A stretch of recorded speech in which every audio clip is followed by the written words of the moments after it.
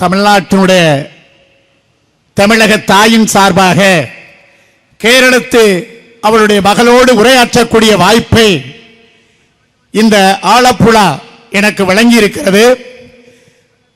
இந்த பாத யாத்திரையினுடைய ஹீரோ நாயகன் நம்முடைய மௌலானா அசரப் அவர்களுக்கும் மௌலானா மௌலவி அவர்களுக்கும் அதோடு துணை தளபதிகளாக இங்கே வீற்றிருக்கக்கூடிய ராயல் அராக்கள் அவர்களுக்கும் அதேபோல் நம்முடைய அடுத்த தளபதியாக இங்கே வீற்றிருக்கக்கூடிய துளசிதரன் அவர்களுக்கும் மற்றும் மண்டல மாவட்ட தொகுதி வட்ட கிளை நிர்வாகி எல்லோருக்கும் என்னுடைய உயிரினும் மேலான வார்த்தை சொன்னவனாக நம்முடைய எஸ்டிபி கட்சியினுடைய கூட்டங்கள் என்றால் அங்க பாருங்க, என்னுடைய சகோதரிமார்கள் எவ்வளவு பேர் வந்திருக்காங்க பாருங்க. அதே என்னுடைய சகோதரர்கள். நம்முடைய எஸ்டிபி கட்சி ஆரம்பிக்கப்பட்ட காலம் ஜூன் 21, 2009. நான் அந்த காலகட்டத்தில் எஸ்டிபி கட்சியில் தன்னை இணைத்துக் கொண்டவன். நான் தமிழ்நாடு காவல்துறையில் நான் காவலராக இருந்தவன். அங்க இல்லாத டிசிப்ளின் எஸ்டிபிஐ என்கின்ற தேசிய அரசியலில் இருக்கிறது. அதுதான் ஆர்எஸ்எஸ்க்கும் பிஜேபிக்கும் சங்க பரிவார கூடாரங்களுக்கும் கண்ணை உறுத்துகிறது. இவன் ஒழுக்கங்கிறான். மதுவுக்கு அப்பாற்பட்ட கட்சி உலகத்திலே ஒன்று இருக்கிறது என்றால் சோசியல் டெமோக்ராட்டிக் பார்ட்டி ஆஃப் இந்தியாவை தவிர எந்த கட்சியும் கிடையாது. எவனுக்கு அறியது கிடையாது அதை பத்தி பேச, நம்மை தவிர. அதனால் தான் இவன் குடிக்க கூடாதுன்னு ஒரு கொள்கையை வச்சிருக்கிறான். இதுல எப்படி இளைஞர்கள் பட்டாளம், படித்த இளைஞர்கள் எல்லோரும் தன்னை உட்படுத்துகிறார்கள் என்பதை ஆர்எஸ்எஸ் நம்மளை விட தெளிவா தெரிஞ்சு வச்சிருக்கான். ஆனா அவனை விட அவனை நம்ம நல்லா உள்வாங்கி இருக்கோம். ஏன்னா அவன் கொலைகார, பயங்கரவாதி, இந்தியாவுடைய முதல் துப்பாக்கி கலாச்சாரத்தை உருவாக்கிய இந்திய தீவிரவாதி. இதையெல்லாம் நம்ம வச்சிருக்கோம் அவனை பத்தி. அப்ப நம்ம சட்டமன்றத்தில் கிடையாதுங்க, கேரள சட்டமன்றத்திலையும் கிடையாது, தமிழ்நாடு சட்டமன்றத்திலையும் கிடையாது, இன்னும் சொல்ல போகக்கூடிய இந்திய பாராளுமன்றத்திலே நம்ம கிடையாது. ஆனா நம்ம பேசுறோமே, நம்முடைய பிரதமராக இருக்கக்கூடிய திரு மோடி அவர்கள், உள்துறை அமைச்சராக இருக்கக்கூடிய அமித்ஷா அவர்கள் நம்ம பத்தி தாங்க பேசுறாங்க. அப்ப என்ன காரணம்? நம்முடைய வழி நேர்மையானது, நாம் செல்லக்கூடிய பாதை கண்ணியமிக்கது. அதை முதல்ல புரிஞ்சுக்கணும். அதனால அவன் பயப்படுறான். எப்பா நீ தான் அதிகப்படியான மெஜாரிட்டியாக பாராளுமன்றத்தில் இருக்கிறாய். அவன் நினைத்தான் எஸ்டிபி கட்சியை எப்படியாவது பான் பண்ணிடலாம், முடக்கிடலாம் அப்படின்னு. அதுக்கு அவன் வச்ச ஆளே தேர்தல் ஆணைய சீஃப் செக்ரட்டரி சொன்னார். உங்களுக்கு எல்லாம் தெரியும் நினைக்கிறேன். என்ன சொன்னாரு? எப்பா திரு மோடி அவர்களே, திரு அமித்ஷா அவர்களே, நீ தான் என்ன வச்ச, ஆனா Social Democratic Party of India ஜனநாயக ரீதியான தேசிய அரசியல் கட்சி, நேஷனல் பார்ட்டி. அது எப்படி சொல்றான் அவன் விளக்கம். என்ன சொல்றான்னா, ஒவ்வொரு தேர்தலிலும் 2009 ஜூன் 21 நம்முடைய துவக்கம். இன்னைக்கு அதுக்கு எத்தனை வருஷம் வரப்போது? 15 ஆண்டு காலம் முடிந்து வரக்கூடிய ஜூன் 21 16 வருஷம். 16 வருஷம் தான் ஆகுது நம்ம பிறந்து. ஒரு வளர் இளம் இளைஞனாக இருக்கிறோம். ஏண்டா எங்களை கண்டு பயப்படுற? நீ தான் அது வச்சிருக்க, இதை வச்சிருக்க, என்னென்னமோ வச்சிருக்க, அதிகாரமே உன் கையில இருக்கு. ஏன் எஸ்டிபி பார்த்து பயப்படுகிறாய்? அச்சம். அதான்டா வச்ச நாங்க உச்சியில. பயத்திலிருந்து விடுதலை, பயத்திலிருந்து விடுதலை, பசியிலிருந்து விடுதலை. இதை எவனாவது உலகத்தில் ஒரு வச்சிருக்கான்னு கேள்றான். ஏன்? இரண்டே சொல், 2 words உலகத்தை உள்ளடக்கிட்டோம். ஒரு மனிதனுடைய வாழ்க்கையில் பயம் இருக்குமேனால் அவன் ஒரு உச்சத்தை தொட இயலாது. அது கூட அவனுடைய பசி இருக்குமேனால் அவன் அறிவாற்றலே செயல்படாது. இதை போக்கினால் நம்முடைய இந்திய திருநாட்டை தேற்றினால் எல்லோரும் அறிவு வளர்ச்சி பெறுவார்கள். அந்த அறிவை கொடுப்பதற்காகத்தான் Social Democratic Party of India தன் உயிரை கொடுத்து போராடுகிறது. தன் உயிரை. அது அவனுக்கு பிடிக்கல. பசிச்சவனுக்கு சோறு கொடுக்கிறோம், பயம் அறிஞ்சவனுக்கு தைரியம் கொடுக்கிறோம். இயற்கை பேரிடரா? அது சொல்ல வேண்டியதில்லை. இயற்கை பேரிடர் என்றாலே அங்கே களத்தில் நிற்பது சோசியல் டெமோக்ராட்டிக் பார்ட்டி ஆஃப் இந்தியாவின் கரங்கள். அது அவனுக்கே தெரியுது. இவனை எப்படி தடுத்தாலும் முடியல, நீ தேர்தல் ரீதியா தடுத்தாலும் முடியல.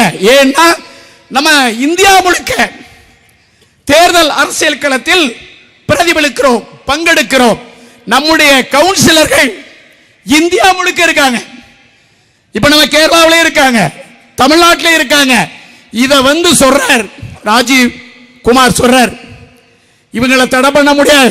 அப்படி தடை பண்ணணும்னா எப்ப ஒன்னை சேர்த்து தான் தடை பண்ணணும்.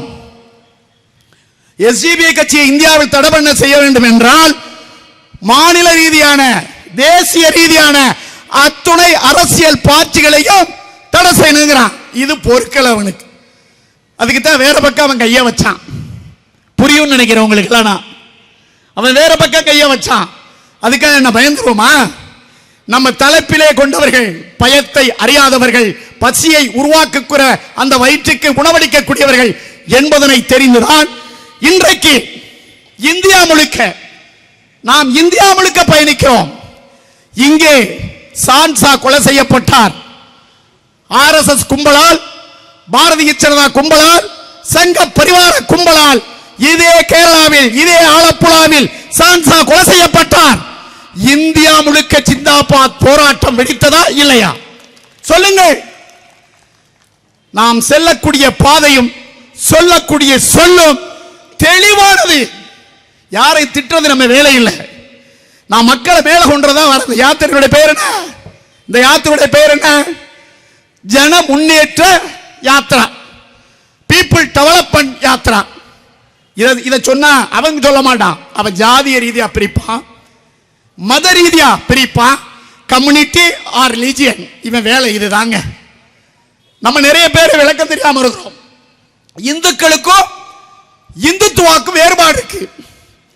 இந்துத்துவா கொலை செய்பவன், இந்துத்துவா அடுத்த விட்ட அடுப்பை தூக்கி உடைப்பவன், அவன் வயிற்றில் அடிப்பவன். ஆனா இந்துக்கள் வேறு.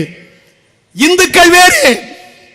இந்துக்கள் எல்லா மக்கள் வீட்டிலும் உழை வைப்பவர்கள், சோறாக்கி தருபவர்கள். கொலை செய்பவன் இந்துத்துவா. இதை தெளிவா புரிஞ்சுக்கிட்டு நம்ம விளக்கணும். இந்து என்பது வேறு, இந்துத்துவா என்பது வேறு. இதை அதோட கலக்கக்கூடாது, அதை இதோட கலக்கக்கூடாது. நாம் அனைத்து சமூக மக்களுக்கும் போராடுகிறோம், அதில் எந்த மாற்று கருத்தும் இல்லை. ஆனால் இந்துத்துவாவை எதிர்க்கிறோம், இந்துக்களை நாம் ஆதரிக்கிறோம். இது நம்ம கொள்கை. சங்க பரிவார்களை எதிர்க்கிறோம், ஆர்எஸ்எஸ் அறவே வெறுக்கிறோம். இது நம்ம கொள்கை. அவனோட என்னைக்கா சேருவோமா? உங்களுக்கு தெரியும், தமிழ்நாட்டில் அனைத்து இந்திய அண்ணா திராவிட முன்னேற்ற கழகம், அம்மா கட்சி, தெளிவா சொன்னா அம்மான்னா புரியும். அவங்க இதே பாரதிய ஜனதாவோடு கூட்டணியில் இருந்து கொண்டு பேசும்பொழுது கூட நம்ம புறந்தள்ளினோம். அதெல்லாம் எங்களுக்கு ஒத்து வராதுப்பா. அவங்களும் நாங்களும் தண்ணியில போட்ட என்ன மாதிரி, தண்ணி கீழே நிற்கும், நாங்க மேல நிற்போம், ஒட்டவே ஒட்ட மாட்டோம். இந்த நிலையில் இருந்தவர்கள் நாம. இன்னைக்கு நிலை மாறி இருக்கிறது. பாரதிய ஜனதாவை கலட்டி விட்டு இன்றைக்கு அனைத்து இந்திய அண்ணா திராவிட முன்னேற்ற கழகம் நம்மிடம் வந்திருக்கிறார்கள். என்ன அலையன்ஸ் கேட்டு, கூட்டணி கேட்டு. நீங்க எல்லாம் சொல்லுங்க, போயிடலாம்ல? சொல்லுங்க. அனைத்து இந்திய அண்ணா திராவிட முன்னேற்ற கழகத்தோடு தமிழ்நாட்டு எஸ்டிபிஐ போயிடலாம்ல? என்ன குரலை காணா? அழுத்தமாக சொல்லுங்க. ஏன்னா அங்க பாசிசம் இல்லை. நமக்கு பாசிசம் தான் எதிரி. நமக்கு மாநில கட்சி எல்லாம் எதிரி அல்ல. யாரு மாநில கட்சி அவனோட சேர்ந்து இருக்கிறானோ அவனை எதிரியாக பார்ப்போம். அது திமுகவா இருந்தா எங்களுக்கு என்ன, அனைத்து இந்திய அண்ணா திராவிட முன்னேற்ற கழகமா இருந்தா நமக்கு என்ன? இன்னைக்கு கேரளாவை எடுத்துக்கிறோம். கேரளாவில் எத்தனையோ கட்சி இருக்கீங்க. இப்ப எங்க திரு ஸ்டாலின் அவர்கள் முதலமைச்சர் அறிவிச்சிருக்காருங்க, பாசிசம் வீழட்டும்னு ஆரம்பிச்சது யாருங்க? என் சகோதரா சொல்லுங்க. 2009 பாசிசம் வீழட்டும் என்று சொன்னது எஸ்டிபிஐ. இன்னைக்கு அதை அவர் கையில் எடுத்திருக்காரு. தமிழ்நாட்டு அரசியல்ல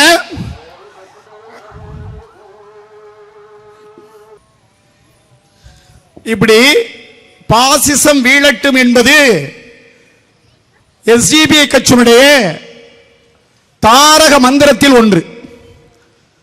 அதை இன்னைக்கு தமிழ்நாட்டில் இருக்கக்கூடிய முதலமைச்சராக இருக்கக்கூடிய திரு ஸ்டாலின் அவர்கள் இப்பதான் புதுசா 2024 எடுத்திருக்கார். நம்ம 2009 கொண்டு வந்தோம். அது முக்கியமான ஒரு வேடு இன்னைக்கு அவர் கொண்டு வந்திருக்கார். இதே திரு ஸ்டாலின் அவர்கள் பிறகு இதே பாசிசத்தோடு கைகோர்ப்பார். ஏற்கனவே திராவிட முன்னேற்ற கழகம் பாரதிய ஜனதா கட்சியோடு கூட்டணி வச்சு மத்தியில் வாஜ்பாயோடு இருந்த அரசுதான் என்பதை மறந்து விடாதீர்கள். அதுபோல இங்க நம்ம கேரளாவை எடுத்துக்கிறோம். கேரளாவில் மார்க்சிஸ்ட் கம்யூனிஸ்ட் ஆள்றாங்க. அப்புறம் இந்திய கம்யூனிஸ்ட், காங்கிரஸ், அப்படி இருக்கக்கூடிய பல இந்திய முஸ்லீம் லீக் இவங்கெல்லாம் இருக்காங்க. இந்தியா முழுக்க இருக்கக்கூடிய கட்சிகளில் பாசிசத்தையும் சங்க பரிவார்களையும் இந்துத்துவாயையும் ஆர்எஸ்எஸ் நேரடியா எதிர்க்கக்கூடிய திராணி இருக்கானு கேளுங்க. இல்ல, அது ஒரே ஒரு தேசிய கட்சிக்கு மட்டும்தான் உண்டு. அதுதான் Social Democratic Party of India. அது அவனுக்கே தெரியுது, ஆர்எஸ்எஸ் காரனுக்கே தெரியுது. என்னுடைய நண்பர்கள் நிறைய பேர் ஆர்எஸ்எஸ் காரன் தான். என்னை எங்க வெளியே பார்த்தாலும் அண்ணாச்சி வாங்க ரொம்ப மரியாதை கொடுப்பான். அதாவது ஆர்எஸ்எஸ் காரன் இந்த இரும்பு இருக்குல்ல, இரும்பு மேக்னெட், அது இந்த இரும்பை இழுக்கிறதுக்காக இந்த மேக்னெட் ரொம்ப வேகமா வேலை செய்யும். அதை போன்ற ரொம்ப டேஞ்சரான ஆளுகள் ஆர்எஸ்எஸ் காரன். அதுல இருந்து வெளியே வந்தவருடைய கதையெல்லாம் கேட்டீங்கன்னா சொல்லுவான். இப்ப அந்த கட்சிக்கு நிறைய பேர் தமிழ்நாட்டில இருந்து ஒரு எம்எல்ஏ போயிருக்காங்க. விஜயதாரணி தமிழ்நாட்டில இருந்து காங்கிரஸ்ல ஜெயிச்சு கை சின்னத்தில் ஜெயிச்சுட்டு இப்ப முந்தா 4 நாளைக்கு முன்னாடி போயிருக்காங்க ஒரு பெண் விஜயதாரணி. இந்த விஜயதாரணி இதே எஸ்டிபிஐ மேடையில் தமிழ்நாட்டில் என்ன இழந்துச்சு தெரியுமா? எஸ்டிபிஐ என்கின்ற இந்த செயல் வீரன் இல்லை என்றால் விளவங்கோடு தொகுதியில் நான் தோற்றிருப்பேன் என்று சொன்னது இன்னைக்கு அது பாசிசத்துக்கு விளம்பிடுச்சு. நம்முடைய ரம்ஜான் நிகழ்ச்சியிலே கலந்து கொண்ட அந்த பெண்மணி விளவங்கோடு தொகுதியில் ₹1 வாங்காமல் வேலை செய்த ஒரே வீரர்கள் Social Democratic Party of India வீரர்கள் சொன்னுச்சு. இன்னைக்கு பாருங்க பாசிசம் எப்படி ஒவ்வொருவனையும் மலைப்பாம்பை போல் விழுங்குகிறது. அவன் எல்லாமே இருக்கு. இன்னைக்கு உலகத்திலே அதிகப்படியான நிதி கொட்டி கிடக்கிற ஒரு கட்சியும் அதுதான். அவன் இயக்க ஆர்எஸ்எஸ் அதுதான். அதனால அதை விலை கொடுத்து வாங்குறான். ஊடகங்களை என்ன சொல்றதுனே தெரியல. கொஞ்சம் அசிங்கமா தான் பேசணும். இருந்தாலும் இது கண்ணியமிக்க பூமி. இது தமிழ்நாடு நான் வச்சு வைக்க மாட்டேன். இது கண்ணியமிக்க மண். அதனால் இதை கண்ணியமாகத்தான் பேச வேண்டும். விலை போகிறார்கள். நம்ம இவ்வளவு பெரிய நிகழ்ச்சியை நடத்துவோம். ஊடகம் நம்மளை கண்டுக்க பரவாயில்லப்பா, நீ கண்டுக்கல. Social Democratic Party of India வளர்ந்திருக்கிறது, அது மக்களை வளர்த்தெடுக்கிறது என்பது உனக்கே தெரியும். அதனாலதான் பெரிய கட்சிகள்லாம் எஸ்டிபிஐ எப்படி உள்ள போயிடக்கூடாது. எங்க சட்டசபை, பாராளுமன்றம், அதுக்கு யார் வேலை செய்யறா? பிஜேபி ஆர்எஸ்எஸ் வேலை செய்யறாங்க. அவன் பின்னாடி இருந்த கட்சிக்கு சொல்றான், அவங்கள மட்டும் சேர்த்துறாத. அவங்க உள்ள வந்துட்டாங்கன்னா ஒரு காலம் அந்த இடத்தை யாராலும் கைப்பற்ற முடியாது. இது தமிழ்நாட்டில் பேசுறான். அது இங்கேயும் பேசுவான்னு தான் நினைக்கிறேன். ஒரு கவுன்சிலரா ஒரு பகுதியில் வந்து விட்டோம் என்றால் தொடர்ந்து நாம் தான் அதை வெற்றி பெறுவோம் என்று அவன் சொல்றான். ஏன்னா நம்ம ₹1 வாங்க மாட்டோம். ₹1 கையூட்டு பெறுவது Social Democratic Party of India இல்லை. தன் காசை போட்டு தன் தொகுதிக்கும் தன் பகுதிக்கும் தன் மக்களுக்கும் இன்றைய வரைக்கும் செலவு செய்து கொண்டிருக்கிறது Social Democratic Party of India. அதுதான் அவனுக்கு சொல்லுறான். எங்க இருந்து வருது பணம்? அங்க இருந்து வருது, இங்க இருந்து வருது. அட கவடம் முடிச்சவங்கள, களவாணி பயில்வள, எங்க இருந்து வருது பணம்? எங்க உழைப்பு, எங்களுடைய ரத்தத்தின் ரத்தம். நீ ஒரு சான்சாவை கொண்டா அந்த ஒவ்வொரு தொழிலும் ஆயிரக்கணக்கான இளைஞர்களை விதையாக கொடுத்திருக்கிறார். நீ ஒரு சான்சாவை தான் கொன்றாய்.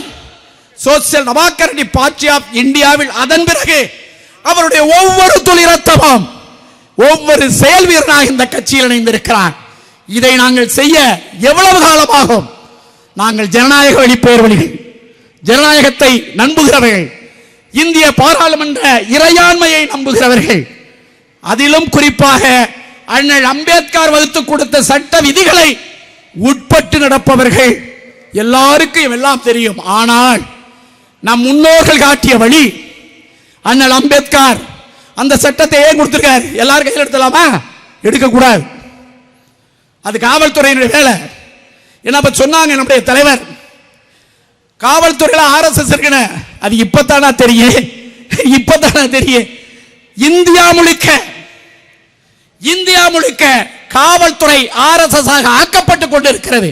என் கண்ணியமிக்க காவலர்களே, நீங்கள் போட்டிருப்பது மக்களுக்கான பொதுப்படையான யூனிஃபார்ம் சீருடை. நீங்கள் நல்லவராக இருப்பீர்கள் என்றால், நீங்கள் எங்களிலிருந்து வேறுபட்டு இருக்கக்கூடிய காரணம், ஒரே காரணம் யூனிஃபார்ம், அந்த சீருடை. அதனாலதான் உங்களுக்கு நாங்க கண்ணியம் தர்றோம், மரியாதை தர்றோம், சட்டத்தை மதிக்கிறோம். அதிலிருந்து மாறுவது மானக்கேடாக இல்லை, வெட்கக்கேடாக இல்லை. காவல்துறை என்று சொல்வதற்கு அருகதையற்றவர்கள் அது போன்ற நபர்கள்.